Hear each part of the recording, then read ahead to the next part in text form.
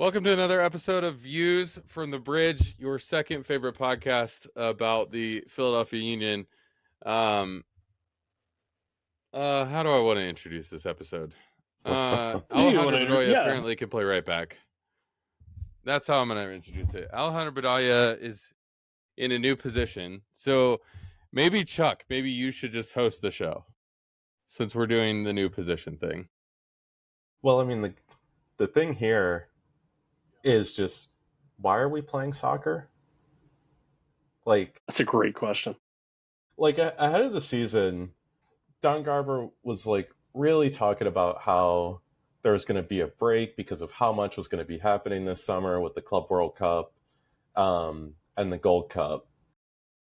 And I mean, technically, there was one before both tournaments started. Yeah. What? It's just why are you putting teams through this when you know that MLS talent gets called up to the Gold Cup? It doesn't really matter playing during the Club World Cup since those teams just aren't here. But everyone is hurting, and then of course the Union just happened to be without, starting striker, two starting midfielders, basically the entire starting defense except two guys. What do you do? Yeah. Hey guys, did the game against Columbus count this week? Because it really felt like it didn't. And I know what everyone's, it's Evan talking about how the Columbus games don't count because it's the Union playing Columbus, and we know he hates those games so much. But the amount of people that we don't have available, and I was gonna come on here last week. I was gonna be like, oh my god, Alejandro Bedoya might have put in his best 90 minutes in 4 years, and then he's the guy that makes one mistake and we give up a goal, and that's kind of it. I don't think these games matter. Well, they cancel each other out, so I guess they don't really. The good thing is you got through this, and you're still in first in the East, and the only team that has games in hand is Miami, and when it's 4 that they're gonna have to catch up, can you even bother to count that? Not really. Well, and I'm sure it's not is it 4 games? And because it can't be in 3 weeks. It's got to be 4 games in 12 days or something, right? It's not. Yeah, I don't know when they're going to play them, but it's going to have to be pretty rapid in quick succession, considering they're also in Leagues Cup. Oh yeah, that's right. Oh man, if you're involved with an MLS team this year, are you not calling Don Garber dude, what the fuck are you doing to us? This is brutal for everybody. Yeah, I really don't get it. Yeah, I don't know where to go with this, because I think I agree with you guys. I don't get it either. We definitely should not be playing soccer right now, and it is hard when you're down 4, 5, 6 players, and some of that's not the fault of the some of that's not the fault of these tournaments. One is our starting striker was stuck in Israel for a couple extra days and has an injury and is getting back to health, and the other one has an injury, and all this kind of stuff. So you have these times where it's all right, it's not all due to these tournaments, but at the same time, when you go, you essentially have 3 solid right backs on your roster, and somehow you get to a game against Chicago and then one a couple days later against Columbus, and none of those 3 guys are available. It's what? All right, well, yeah, obviously Nathan Harriel was with the national team. Right. That's the only one that wasn't there. So it is a little bit frustrating because some of the absences have nothing to do with the tournament. Glaznes being the other one against Columbus, who was on yellow card accumulation. So I don't know. Oh, it is hard. Yeah, which also, can they just send Nathan Harriel back? Because yeah, since those friendlies, he hasn't been seen or heard from again. Using them, not using them.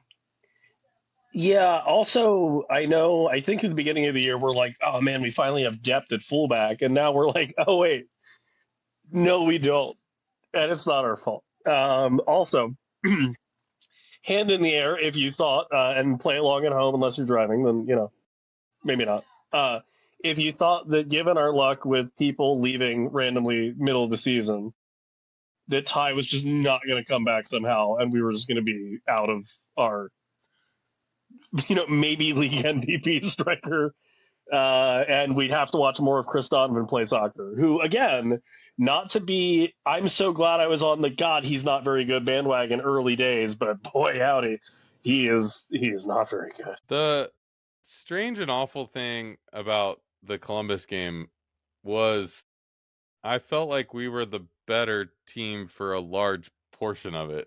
And, especially the entire of the first 45 minutes. Yeah. Yeah. And so it's like, yeah, we get our, Bedoya gets himself in trouble 10 seconds into the game and gets a yellow card. And then, they get a goal, which is fine. It's going to happen. But it's like, then for the next 65, 70 minutes, you can't, there's, there just wasn't even a chance created in any way, shape, or form. But that being said, we were the better team until we got into the 18. And then you get to the end of the game and Jim Curtin or whoever it is, Bradley Carnell starts making some of the weirdest substitutions I've ever seen in my life. Like, you got flashbacks. That's cool. Let's pull Bedoya off the field. Yeah, it was flashbacks. They were curtain-esque substitutions. Pull Bedoya off the field, put Raffanello in it right back. Than that. Oh, you're right. You're right. I love a Jeremy Raffanello right back. That was He's great. the future of right back for the Philadelphia Union, obviously. Put Chris Donovan out there because he's not going to score. I was going to cuss him. You might as well just have him be a body in the back line. And if there's a corner that comes in, the good news is he's not going to score on Andrew or Andre because he can't find the net. So he can clear it wherever he wants. But also, of course, now Ty Varibo is back, but he's out there the All-Star break. So, right. It's a fate worse than death, truly, for us this last month or so. Stuck in Israel for, reasons. We don't have to get into those. And then comes back and gets his All-Star jersey just off the plane. They're like, well, he's probably not going to make Columbus. Sure, fair enough, doesn't make Columbus. Now he's gone again to play in a match that, will be more attended than some of the Club World Cup games, but not by much. Also, have you guys seen the All-Star jersey? Is it the one that's just it's a white shirt and it has a blue sleeve? Or no, sorry, it has blue Adidas branding and green Adidas branding, and it kind of looks like the Seattle Sounders away kit from 2017. That's the one. And yeah. The second that you were like, it has a white sleeve and a blue sleeve, it's like, no, that's giving it too much. No. It is a white shirt. Yes. With minimal accent colors on it. For anyone watching the visual of this, all three of what we're wearing, I say as someone in a black t-shirt with yellow lettering, and Justin in a Brighton and Hove white kind of pullover with black accents. Chuck is wearing, of course, now I'm breaking this down for everybody, Chuck wearing a beautiful Belgian kit that I've never seen before, but I want it. Well, it's actually just a warm-up, but... Even better.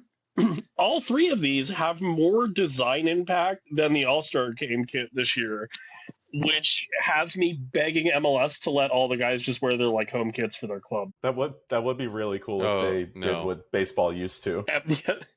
The game's a joke. Just let it be one. Yeah.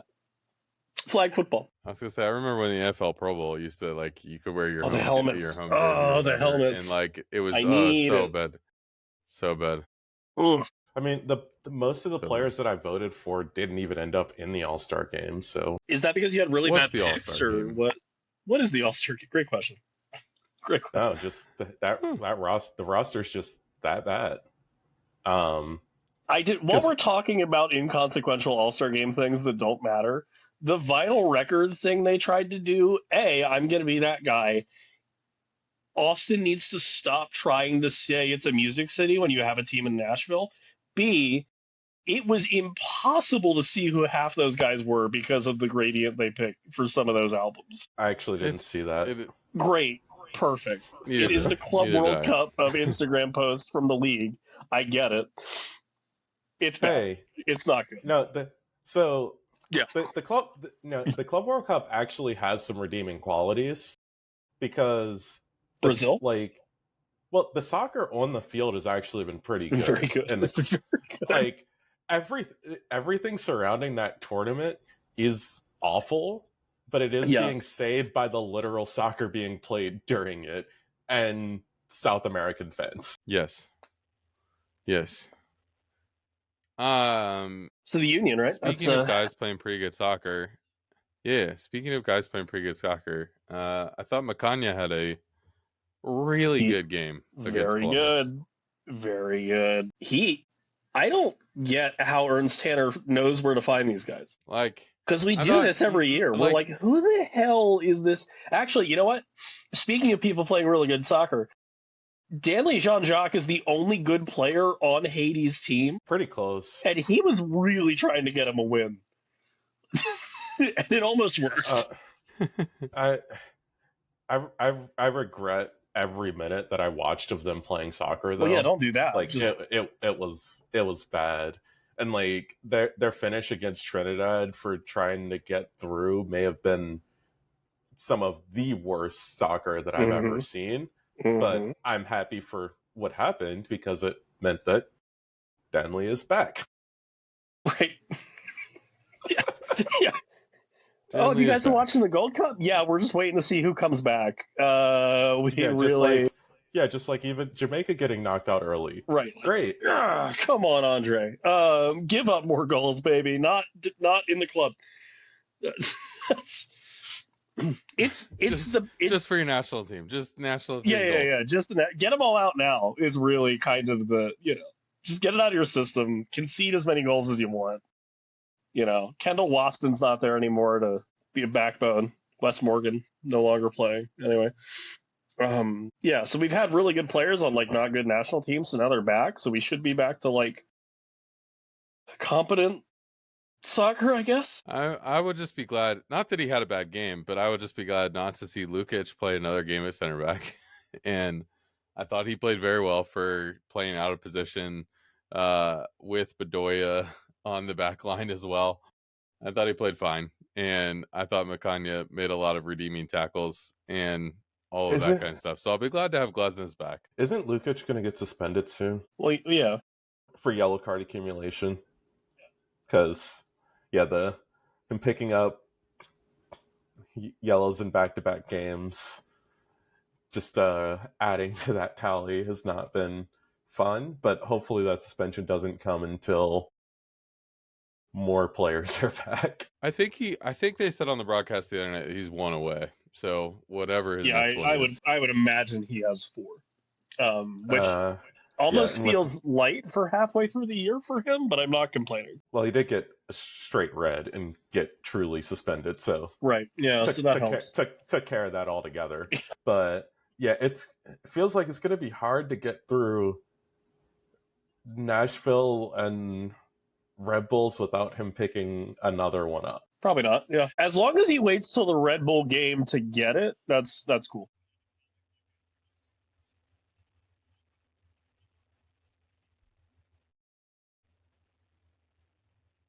While we're just kind of having here's sort of what's happening in soccer world, can we talk about the second team? They keep winning games because they refuse to go away, and I really like it. They score 85th minute the last 2 games they've had, and then they just keep winning penalty shootouts, and it's fantastic. It's very good. Okay, I know they get points for winning penalty shootouts, but we're not going to call that winning a game. It's paid off, though, for Andrew, because the Open Cup, and then Matt Freese, I don't think, saves 3 penalties in the Gold Cup if he doesn't take a lot of PK shootout. Oh, no, I mean, I agree that, like, this change in Next Pro has actually been, like, great weirdly helpful. It's yeah.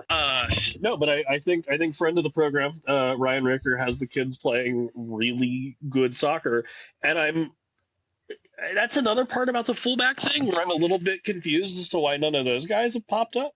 And also now that, like, Neil Pierre has just disappeared to Vancouver, I was kind of expecting us to use some of our sort of, like, emergency call-ups at this point, but I guess when Alejandro Bedoya wants to play right back, why not? I don't know, man. Twice? Definitely hope Call your Bedoya shot is once, not sure, starting but I don't know. 2 against games in a row, Nashville. I'd be like, listen, like, Nick it Perriano's is what right it here. is. I don't know. That's one of those. It's He'll hard be okay. 'cause He it's can like, run. No. I don't want to see Sam Sturridge run off his back shoulder for 90 minutes, please. Yeah, no, that would not be great. No. Prediction for that game: 4-0 Nashville. Bedoya starts it right back because they're just gonna pump balls over there, and that's a bad time. It'll at least be Columbus like should have won 1 or 2 or 2 3-0 because that is the difference that having Andre Blake back means. Oh, right. Is yeah. It is a lot harder to actually lose 4-0. Like, I mean, I'm still impressed that with that roster, that Columbus game was a 1-goal loss and arguably should have been a draw, because I don't enjoy complaining about referees. But if you did, that third minute was 10 just seconds. Daniel awful. Gazdag is 10 not playing seconds 90 into minutes. the I mean, Daniel Gazdag isn't playing 90 minutes. Bedoya isn't on a yellow in the 3rd minute of the game. Yeah. Like, yes. it Like was nothing just happened. nuts. And Okay, I did fast forward that a little bit, but yes, it was one of the things that I Still thought was very cool early. watching this Yeah. game. Some point, Sample size. I need to see more of Jean-Jacques before I go that far, but he's more well-rounded. yes. I don't know. Better feels a little Either of- reactionary. Yeah, well, and like if either of them are necessarily like better at being a pure I think defensive so too. midfielder. And that's why I wanted to absolutely ask about it, blowing because I up wasn't the convinced opposition. of the arguments they were Like they're they're they're that's just essentially the argument they they're made, just is very they different kept talking types about of it, was they midfielder. basically And we saw that it was not great. I mean I think you can safely argue that Jean-Jacques is a better fit for a Bradley Carnell system. Yes. than Well, El but that's Brujo. by design too. Yeah. Like if you put Martinez in this system and you put DJJ in that, like it. I think the more flattering thing to say on commentary, and I know obviously they're just trying to engagement or fill time or whatever, but like I think it's crazy that you have a scouting department and a sporting director that can find 2 of those guys from basically nowhere. Not quite back to back, but like, oh, I lost this, I need this, and then it's like, no, I got it, I found him, and he was really cheap too, so we're great. But yeah, like it's one of those things where like I wouldn't like the whole point this season was we're gonna find some guys that can fit the system that we want to play, and then they did that, which I mean, it's incredible they hit on everybody basically so far. But I wouldn't necessarily be like, well, this guy's a better version of El Brujo, so here we are, and there it goes. Yeah, no, I mean, so far you can definitely say that Ernst Tanner's regaining his own stripes as a sporting director. Yes. With some of these transfers, because it was a rough ride. Everybody was freaking out. It was great. I'm sure. Like, I would love to just ask Ernst Tanner, like, is it so cool coming into work every day? Like, because everyone was like, this is gonna suck. And now you're like, well, actually, no, I'm good at my job, so we're fine. Thank you. Yeah, I am curious, like, if anything happened during the off season. Like, did he give more power to his scouts, or Oh, sure. like, yeah, like it's always kind of funny to Did it, wonder what the holistic do you scenes. do you think it was just I'm not headbutting with the coach all the time, and that helped? But it's not like Jim Curtin never had a say in transfers outside of like, I think the only thing that he really got a say in was Bedoya signing another contract. Sure, and we're still feeling that for better or worse. He has to retire a member of this team. Like, I don't know if you can have another scenario of Yeah, how he goes out. absolutely not. And maybe not so much like headbutting as far as transfers, but like clearly Ernst wanted this kind of system, or maybe just I don't know, feels more comfortable bringing in guys to fit this vision of like literally Red Bull uh, system. But yeah, it's there's some kind of tell-all here that we're never going to be able to extract that I'm curious about. Your It'll be internet interesting to woes find out what continue. that. My internet woes continue. Continue, Um, and they'll never stop. but it's still going, so I'm good, I think. Um, Just, do any you have other any thoughts thoughts on about? the transfer sort of cohesion and all that fun stuff now that we're in July? No, I mean, I would agree with at least a lot of the thoughts I heard after my internet came back. I think, like, yeah, it is interesting that it seems like what I really like about the union right now is the union have a very clear direction of where they're going and where they and the type of team that they want to put on the field. And so I do think it's going to be interesting to see how the season ends and then even how next season starts, because I think regardless of how the season's ends, Carnell's back next year.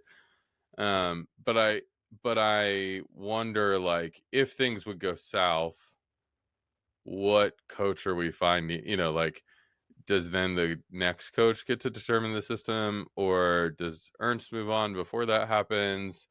All of that kind of becomes questions to me of what is the future I direction, but I feel like there's a very clear direction right now, which I like.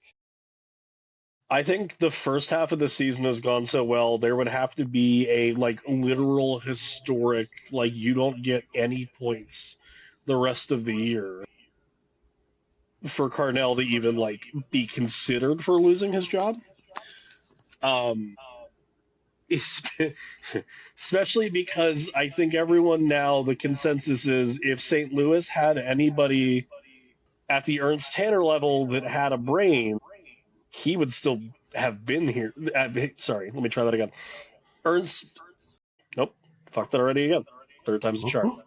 If St. Louis didn't absolutely panic after they finished as hot as they did after their first season, Bradley Carnell still would have been their coach to start this year, or at least would have made it to like this time of year last year.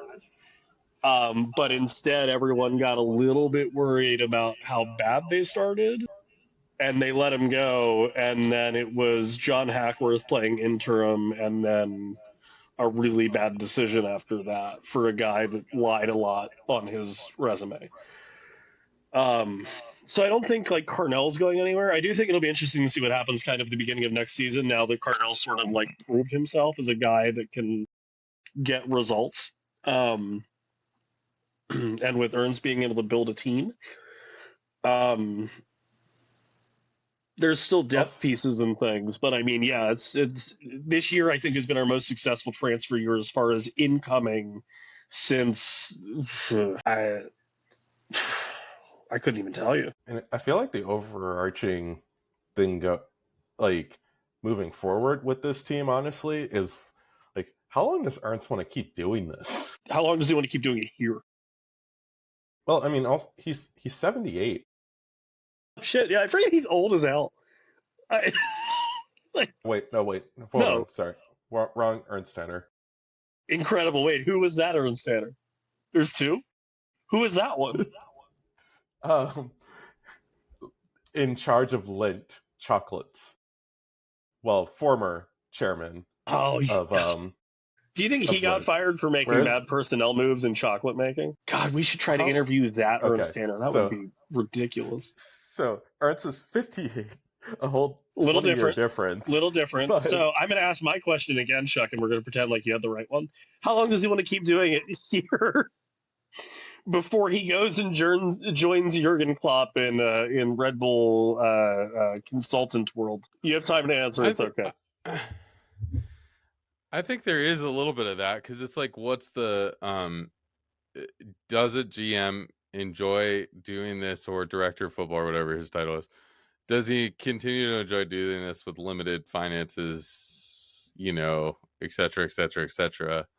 And can you, if he gets a tantalizing offer from a team that has more money, who's willing to spend, does he want to go do it there where it's a lot easier to do? Well, or even just, and I think we saw this before, and I think we've seen it in MLS before. How long do these guys that come from pretty much any other league like the game of trying to figure out the MLS roster puzzle before they go, I can just do this without as many restrictions anywhere else and be fine? Yeah. Yeah, no, it does create unnecessary headaches when it's just like, I want this player. Well, do you have enough GAM to be able to actually buy them down to fit under the salary cap? Because if you don't, you can't have them. Oh, did another team arbitrarily put this person's name in before you did? Bad news. If they want him, it's like it's insane. Like this whole right of first refusal. Like, ooh, is that going to give you too many international slots? Hey, you can buy one, or maybe don't. Or if you have too many international slots, you can sell one. Also, there's a draft you're not going to use. You can sell those picks to another team who's not going to use them for money, and then flip that into I don't know, a 16th of Ty Baribo's contract. It's incredible. Or you could go do it in Belgium, where it's like, here's your pot of money, go have fun. Yeah. Or you can pivot and make chocolate like your father. This is getting worse and worse. What are we talking about? We're talking about Philadelphia Union, or well, we were talking about soccer, and then Chuck name dropped the wrong Ernst Tanner, and now I'm hung up on Ernst Tanner leaving the Union to make chocolate. There you go. Yeah, there you go. He should. All right, so Justin, I figured it out. I figured it out. Yep. Justin, you know what I love about this show? We're so on the rails all the time. No, nobody even knows what to expect anymore. We can be in the middle of the show, and then all of a sudden we're talking about Belgium chocolate. I mean, I was gonna make a joke about how Ernst Tanner should leave to reform like the Hershey, whatever they were called with Bob Lilly, to marry his soccer love and his chocolate love, and now I'm just distracted. Yeah, I don't know. Anything else we want to talk about? At VFT Pod, tell us what All-Star jerseys they should have used instead of those, which is a long list. Yeah, we got time. Literally anything. Just about. Because most of the All-Star jerseys have been bad, but not. They were at least someone tried and bad. Those are just bad. Where is it? It's in Austin. That's not even the right vibe. It is what it is. That's my new saying. It's my new view on all this stuff. It is what it is. You should copyright that. That's good. I'm not going to copyright it. It's fine. It's already been used. Yeah. All right. Maybe. All right. Well, at VFTV Pod, wherever you find us on the internet, we'll talk to you probably after the Nashville game, and hopefully the Union come out with 3 points and we can keep moving.